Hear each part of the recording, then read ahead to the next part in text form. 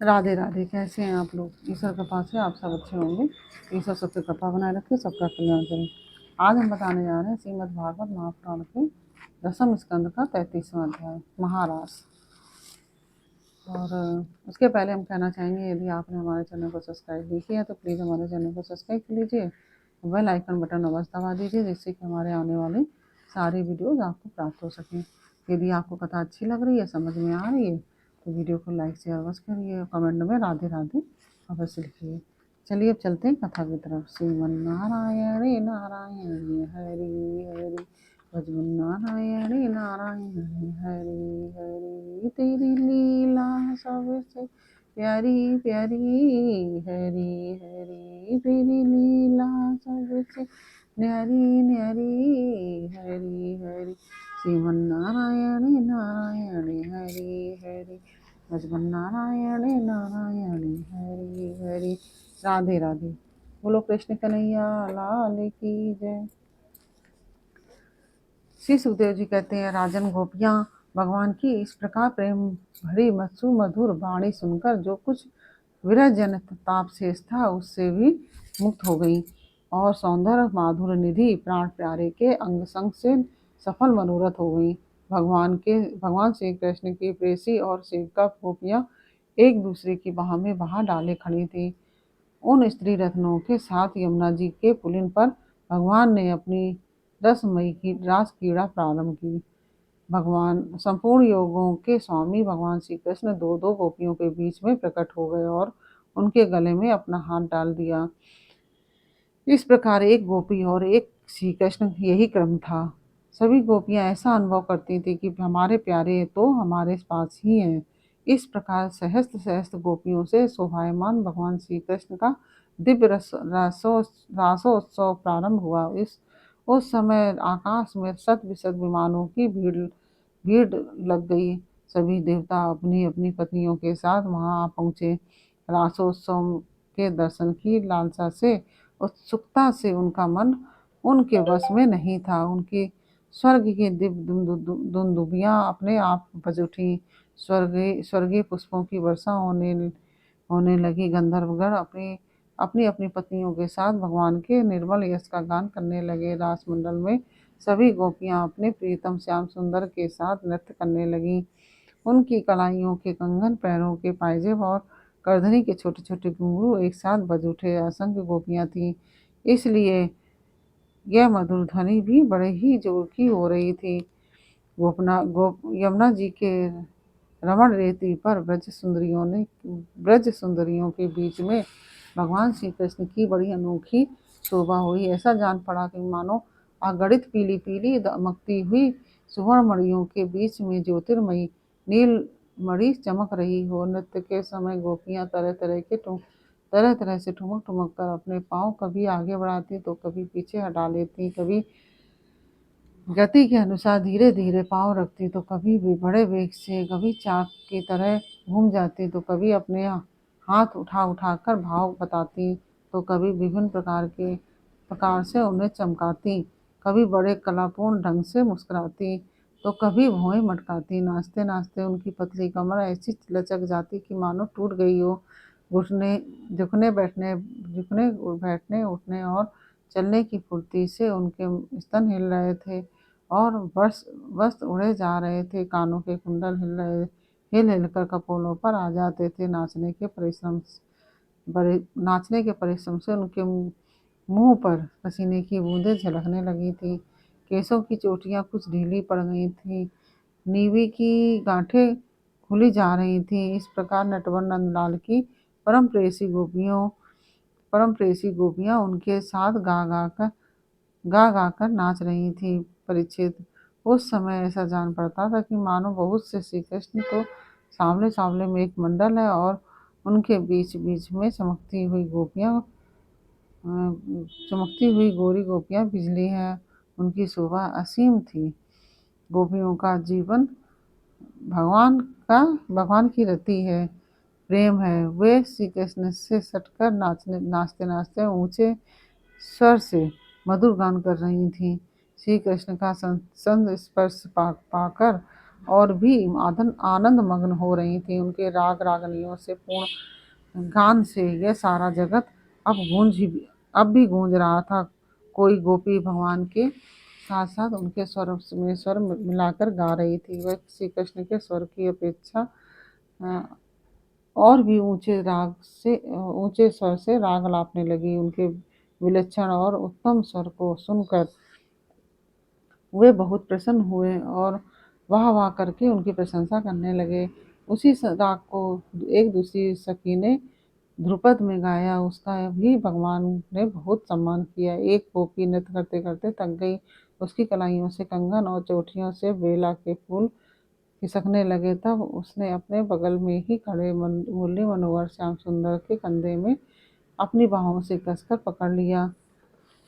कंधे को भगवान श्याम सुंदर के कंधे को अपनी बाहों से कसकर पकड़ लिया। भगवान श्री कृष्ण ने अपना एक हाथ दूसरी गोपी के कंधे पर रख रखा था। वह स्वभाव से तो कमल के समान सुगंध से युक्त था ही, उस पर बड़ा सुगंधित सा चंदन का लेप भी था। उसकी सुगंध से वह गोपी पुलकित हो गई। उसका रोम रोम खिल उठा। उसने झट से उसे चूम लिया। वह गोपी नृत्य कर रही थी। एक गोपी नृत्य कर रही थी। नाचने के कारण उसके कुंडल हिल रहे थे। उसकी छटा से उसके कपोल और भी चमक रहे थे। उसने अपने कपोलों को भगवान श्री कृष्ण के कपोल से सटा दिया और भगवान ने उसके मुंह में अपना चबाया हुआ पान दे दिया। फिर कोई गोपी न ऊपर और करधनी के घुंघरुओं को झनकारती हुई नाच और गा रही थी। जब बहुत थक गई तब उसने अपने बगल में ही खड़े श्याम सुंदर के शीतल कर कमल को अपने दोनों स्तनों पर रख लिया। परीक्षित, गोपियों का सौभाग्य लक्ष्मी जी से भी बढ़कर है। लक्ष्मी जी के परम प्रियतम एकांत वल्लभ भगवान श्री कृष्ण को अपने परम प्रियतम के रूप में पाकर गोपियां गान करती हुई उनके साथ विहार करने लगी। भगवान श्री कृष्ण ने उनके गलों को अपने भुज पास में बांध रखा था। उस समय गोपियों को बड़ी अपूर्व शोभा थी। बड़ी अपूर्व शोभा थी। उनके कानों में कमल के कुंडल शोभायमान थे। घुंघराली अलके कपोलों पर लटक रही थी। पसीने की बूंदें झलकने से उनके मुखमंडल की छटा निराली ही हो गई थी। वे रास मंडल में भगवान श्री कृष्ण के साथ नृत्य कर रही थी। उनके कंगन और पायजेबों में बाजे बज रहे थे।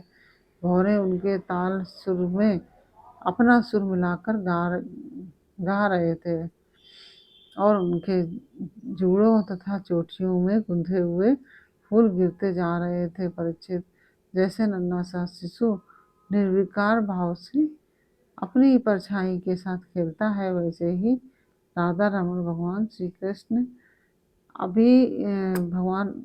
कृष्ण कभी उन्हें अपने हृदय से लगा लेते तो कभी हाथ से उनका अंग स्पर्श करते, कभी प्रेम भरी तिरछी चितवन से उनकी ओर देखते, तो कभी लीला से उन्मुक्त उनकी ओर देखते, तो कभी लीला से उन्मुक्त हंसने लगते। इस प्रकार उन्होंने व्रज सुंदरियों के साथ क्रीड़ा की, विहार किया। परीक्षित, भगवान के अंगों का स्पर्श प्राप्त करके गोपियों की इंद्रियां प्रेम और आनंद से विहल हो गईं। उनके केश बिखर गए, फूलों के हाथ टूट गए, गहने अस्त व्यस्त हो गए। वे अपने केश, वस्त्र और केंचुकी को भी पूर्णतया संभालने में असमर्थ हो गईं।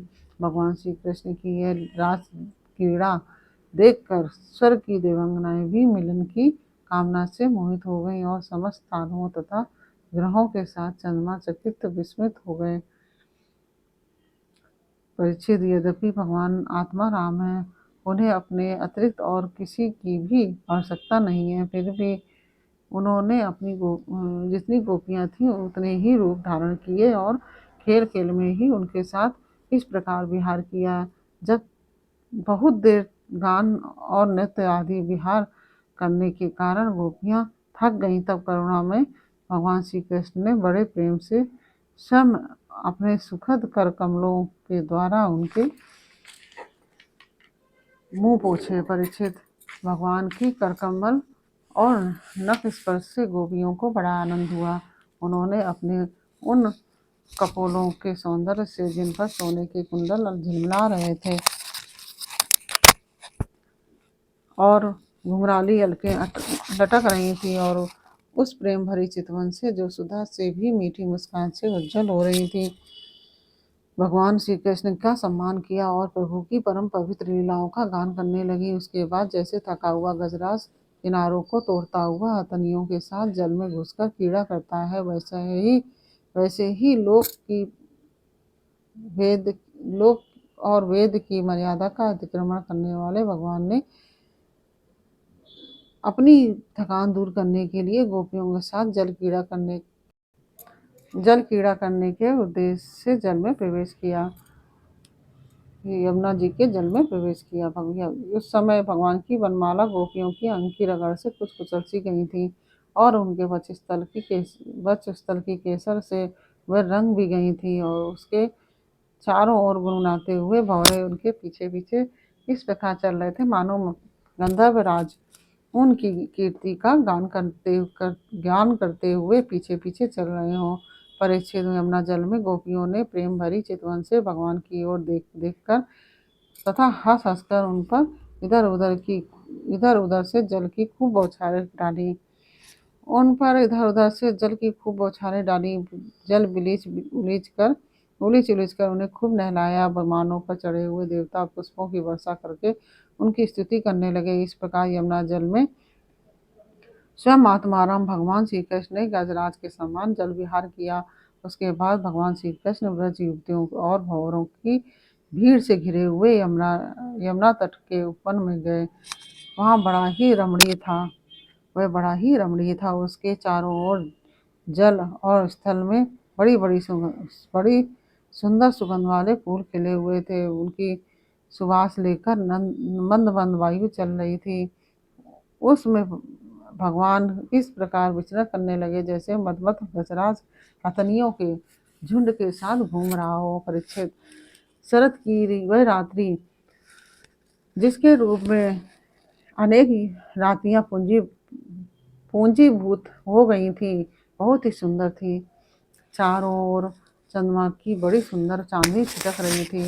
काव्यों में शरद ऋतु की जिस रस सामग्रियों का वर्णन मिलता है, उन सभी से वह युक्त थी। उसमें भगवान श्री कृष्ण ने अपनी प्रेयसी गोपियों के साथ यमुना के पुलिन यमुना जी और उनके उपवन में विहार किया।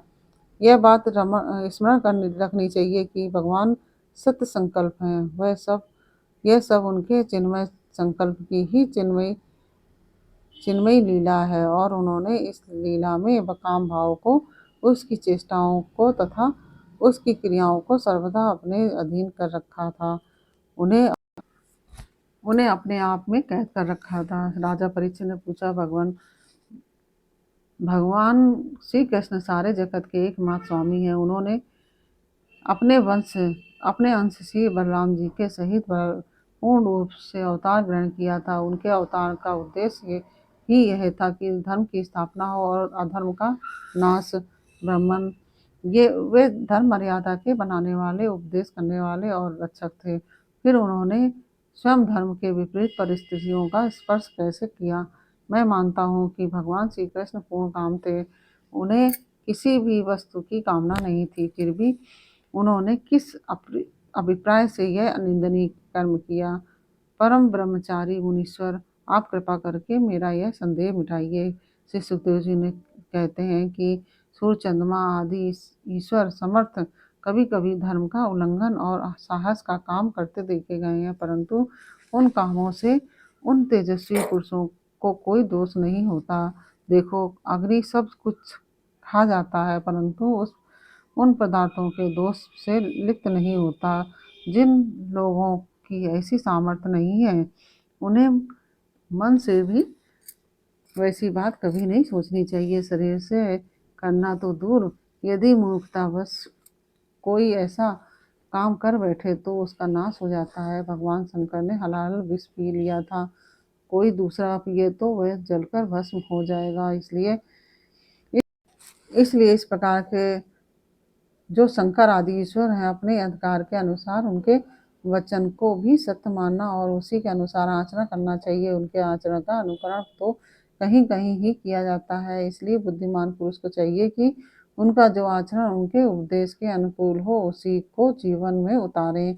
परीक्षित, वे सामर्थ्यवान पुरुष अहंकारहीन होते हैं, पर शुभ कर्म करने में उनका कोई सांसारिक स्वार्थ नहीं होता और शुभ कर्म करने में अनर्थ नुकसान नहीं होता। वे स्वार्थ और अनर्थ के ऊपर उठे होते हैं। जब उन्हीं के संबंध में ऐसी बात है, तब जो पशु पक्षी देवता मनुष्य आदि समस्त चराचर जीवों के एकमात्र प्रभु सर्वेश्वर भगवान हैं, उनके साथ मानवीय शुभ और अशुभ का संबंध कैसे जोड़ा जा सकता है। जिनके चरण कमलों के रज का सेवन करके भक्तजन तृप्त हो जाते हैं और जिनके साथ योग प्राप्त करके उसके प्रभाव से योगी जन अपने सारे कर्म बंधन काट डालते हैं और विचारशील ज्ञानी जन जिनके तत्व का विचार करके तत्व तत्स्वरूप हो जाते हैं तथा समस्त कर्म बंधों से मुक्त होकर स्वच्छंद विचरते हैं, वे ही भगवान अपने भक्तों की इच्छा से अपना चिन्मय विग्रह प्रकट करते हैं। तब भला उनमें कर्म बंधन की कल्पना ही कैसे हो सकती है। गोपियों के उनके पतियों के और संपूर्ण शरीरधारियों के अंतःकरणों में जो आत्मा रूप से विराजमान है, जो सबके साक्षी और परम पति हैं, वही तो अपना दिव्य चिन्मय शिव विग्रह प्रकट करके ये लीला कर रहे हैं। भगवान जीवों पर कृपा करने के लिए ही अपने को मनुष्य रूप में प्रकट करते हैं और ऐसी लीलाएं करते हैं जिन्हें सुनकर जीव भगवत परायण हो जाए। ब्रजवासी गोपों ने भगवान श्री कृष्ण में तनिक भी दोष बुद्धि नहीं की। ब्रजवासी गोपों ने भगवान श्री कृष्ण में तनिक भी दोष बुद्धि नहीं की। वे उनकी योग माया से मोहित होकर ऐसा समझ रहे थे कि हमारी पत्नियां हमारे पास ही हैं। ब्रह्मा की रात्रि के बराबर वह रात्रि बीत गई। ब्रह्म मुहूर्त आया। यद्यपि गोपियों की इच्छा अपने घर लौटने की नहीं थी, फिर भी भगवान श्री कृष्ण की आज्ञा से वे अपने अपने घर चली गई। उन्होंने क्योंकि वे अपनी प्रत्येक चेष्टा से, प्रत्येक संकल्प से केवल भगवान को ही प्रसन्न करना चाहती थी। परीक्षित, जो धीर पुरुष ब्रज युवतियों के साथ भगवान श्री कृष्ण के इस चिन्मय रास विलास का श्रद्धा के साथ बार बार श्रवण और वर्णन करता है, उसे भगवान के चरणों में पराभक्ति की प्राप्ति होती है और वह बहुत ही शीघ्र अपने हृदय के रोग काम विकार से छुटकारा पा जाता है। उसका काम भाव सर्वदा के लिए नष्ट हो जाता है। इस प्रकार से यह 33वां अध्याय पूर्ण हुआ। यह अध्याय आपको कैसा लगा यह हमें कमेंट बॉक्स में अवश्य बताइए। अच्छा लगा हो तो वीडियो को लाइक और शेयर अवश्य कीजिए और कमेंट में राधे राधे अवश्य कीजिए। फिर मिलते हैं आपसे अगले अध्याय के साथ अगले वीडियो में। तब तक के लिए राधे राधे।